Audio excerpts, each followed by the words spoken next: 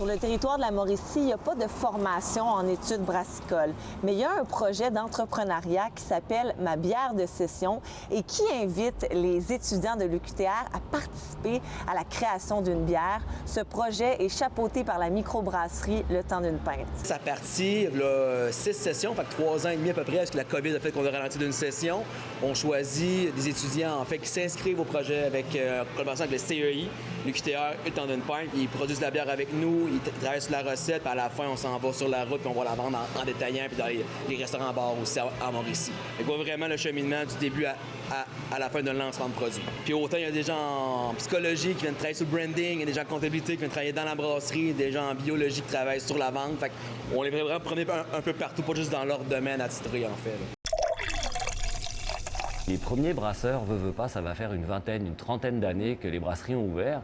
Puis d'ici une dizaine d'années, il va falloir un petit vent de jeunesse. Donc moi, je pense qu'on va avoir peut-être un roulement juste dans les propriétaires d'entreprises. Parmi ces futurs propriétaires-là, certains peuvent faire l'attestation d'études collégiales de production en microbrasserie, qui est d'ailleurs donnée par le Cégep de Jonquière. Toutefois, faute d'inscription, il n'y a toujours pas de cohorte pour 2023. Il va toujours y avoir quelqu'un qui va vouloir prendre la relève, que ce soit les employés, il y a toujours une petite différence d'âge évidemment, donc soit les étudiants, les nouveaux passionnés de bière. On rencontre encore des gens qui commencent à rentrer dans le monde de la bière, donc c'est toutes ces personnes qui vont apporter, je pense, un petit vent de fraîcheur dans notre milieu. J'ai pas peur pour justement cette relève, qu'elle soit dans les clients, dans les brasseurs maison ou dans les gens qui sont actuellement en formation.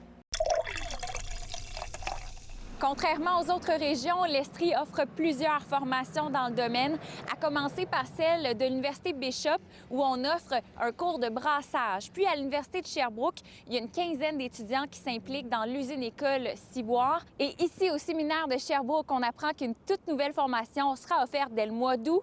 Émilie Fontaine, qui est copropriétaire de la microbrasserie Les 11 Comtés, sera enseignante. Un cours où on va former des gens à travailler directement sur le plancher des microbrasseries avec une formation vraiment là, de A à Z au niveau des levures, malt, houblon, technique de brasse, mais aussi gestion d'entreprise.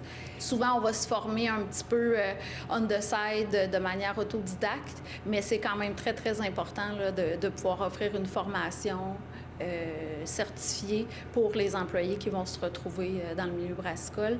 Et qu'en est-il de l'intérêt jusqu'ici? Parce que c'est une nouvelle formation. Avez-vous des inscriptions? Oui, je pense qu'aux dernières nouvelles, il y avait une quinzaine d'inscriptions. Moi, je milite beaucoup pour que des femmes fassent partie du milieu brassicole puis aient envie d'aller suivre cette formation-là.